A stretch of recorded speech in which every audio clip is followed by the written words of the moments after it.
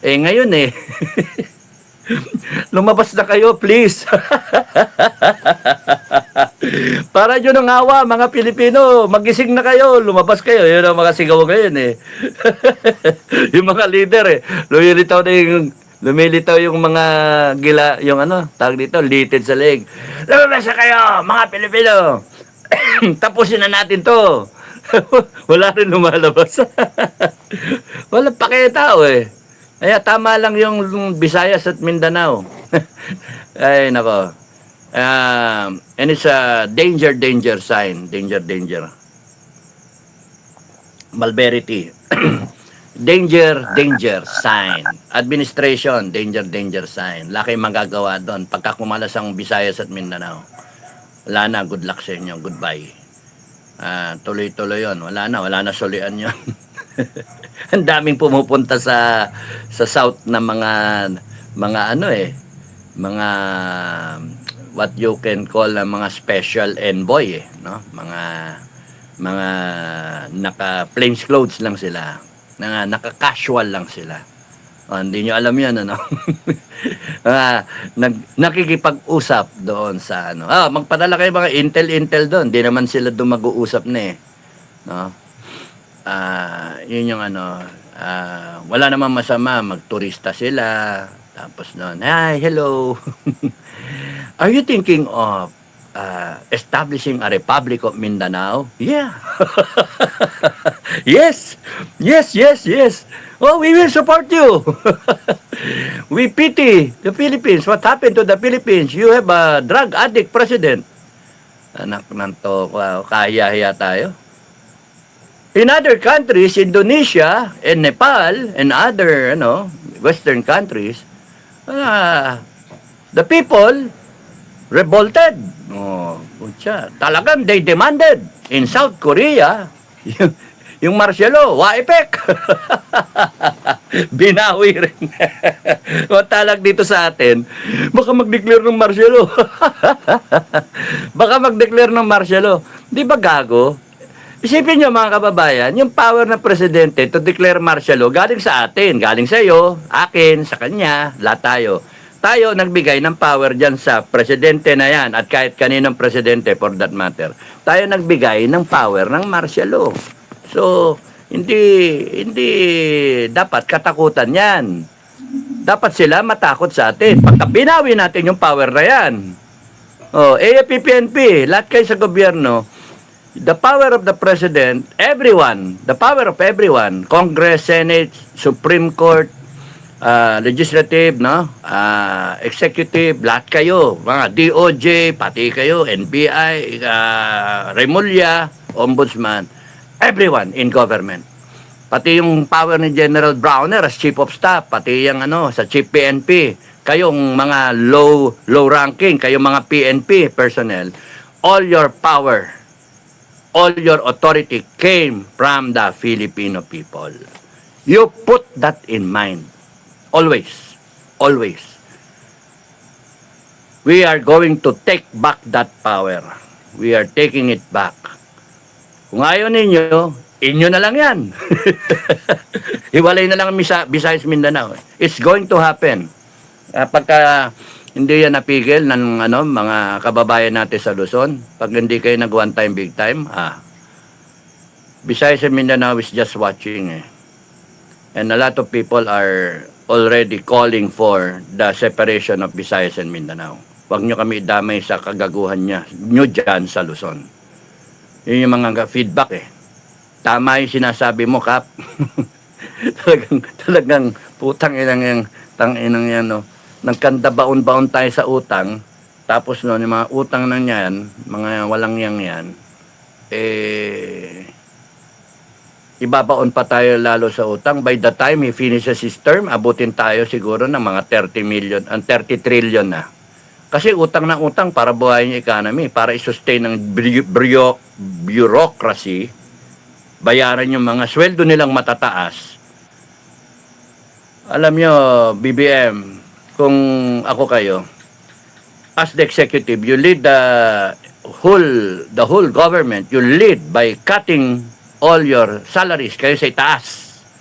kalahati na lang ang tanggapin ninyo para makasave, para maiwasan yung utang na yan. Mga utang ninyo, utang kayo ng utang, kinakawawa nyo Pilipinas. Mula sa iyo, Presidente, wag mo nang tanggapin yung salary mo. Mayaman ka na eh. Bilyonaryo ka na eh. Oh, kayong mga congressman, senator, wag nyo nang tanggapin yung mga sweldo ninyo. Mag-ano kayo ng sinturon. Bago magbayad ng taxes yung mga tao. Kasi wala na kayong kredibilidad. Wala na. Putaragis kayo. Papasan nyo pa yung budget. Hanip kayo. Hindi nyo pa nare-resolve yung 2025 budget. Yan nakawan na dyan. At yung flood control pa lang yung iniimbestigahan ninyo. Hindi pa lahat. Ikaw, Bongbong Marcos, yung ginto, hindi mo na na-explain. Yung nangyari sa Marlica Fund. Ano nangyari doon? Hanip kayo. Ayan, mainit na naman ang ulo ko. Mga walang niya kayo. Maraming tao naghihirap. Tapos ganyan ang asta ninyo, astang mayaman kayo. Binuhay kayo ng taong bayan. Kahit kayo, ikaw pinakamababa ka sa AFP tsaka sa PNP, kayo private. Binubuhay kayo ng taong bayan. Tapos kung kailan kayo kailangan ng taong bayan, nasaan kayo? Wala. You look the other way. Anak ng toko. Wow. Kanina pinag-uusapan namin dito yung mga sweldo ng mga retired, no? Mga retarded. Nagsimula kami kadete 700 eh. 700. Putya, mga kadete ngayon magkano? 48,000. 48,000. Kami 700, 48,000. Nagpapadala pa yung ibang kadete yung mga kasama kong from the province. Nagpapadala pa. Iniipon nila yung sweldo nila, yung 700, niipon pa, tipid na tipid. Tipid na tipid. At hindi uso sa amin noon yung financial walking. Tabu yun. Honor violation yun. Ewan ko, nauso yan sa sa academy, may tinatawag na financial walking, no? Kukunin mo yung ATM ng plebo, withdrawin nyo, gagastusin nyo yung pera. Mali naman. Anong klase yan? Ba't nagkaganon? Ay, yaman na nga ninyo, taas na sweldo nyo. 748,000. If I am not mistaken. And then, pagkatinyente ka na, nasa 50 plus thousand.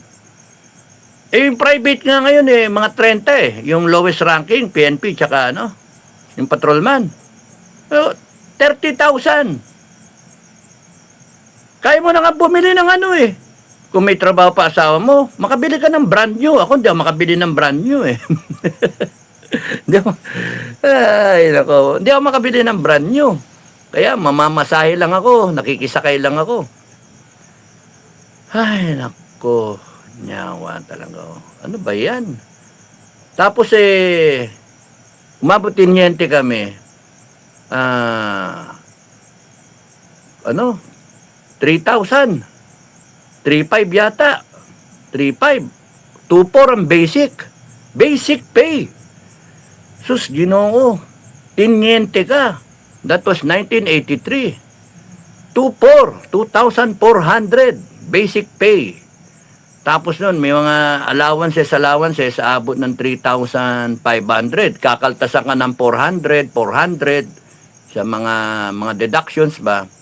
Sa retirement, yung RSBS, ang tanda ko, kinakaltas ng 400 400. Tapos meron pang isang kinakaltas may pag-ibig pa.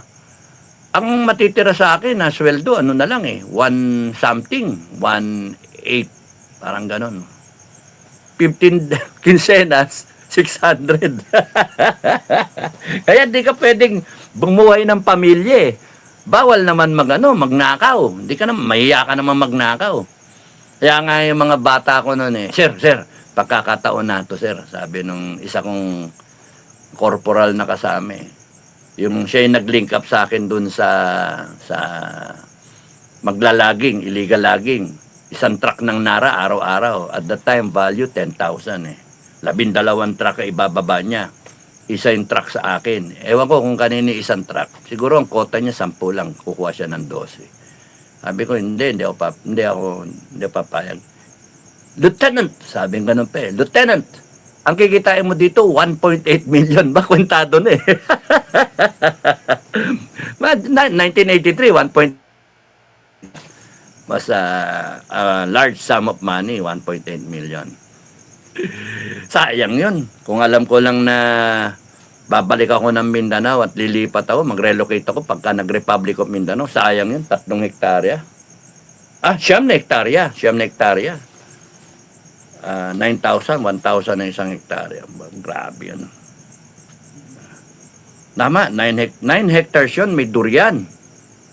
May durian na, namumunga. Grabe, no? So, ayang yan.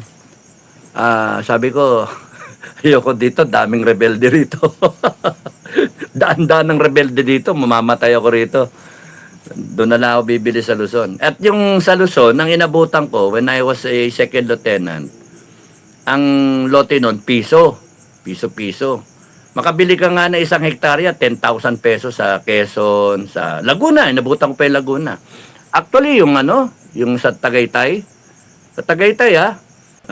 yung Ridge, Tagaytay Ridge was selling only for around 50 pesos per square at the time. Hanggang 100, mahal na yung 100. Tapos umakyat siya ng 400. Nung bumili yung SM doon, nagmahal na. Tapos inabutan ko yung mga 6 pesos per square meter. Doon sa may Tagaytay Highlands, 6 pesos per square meter. Nakakausap ko yung may-ari. Nasa vlog ko yan eh. 6 pesos, may 11 pesos. Sabi ko, wag niyo ibebenta yung lupa nyo, tataas. Yun na lang pinangahawakan nyo, lupa nyo. Hayaan yun tumaas. Kasi tingnan nyo, in-explain ko pa eh. 10,000 square meters. So umakyat ng piso, meron kang 10,000 pesos. Kung umakyat yan ng 100, meron kang 100, 10,000. O, 10,000, 20. O, 100,000. Ay, nako. Sayang eh. Sabi, binenta rin. Binenta rin ng 16 pesos per square. Bumigay. Yung isa na kaibigan ko, 32 pesos per square.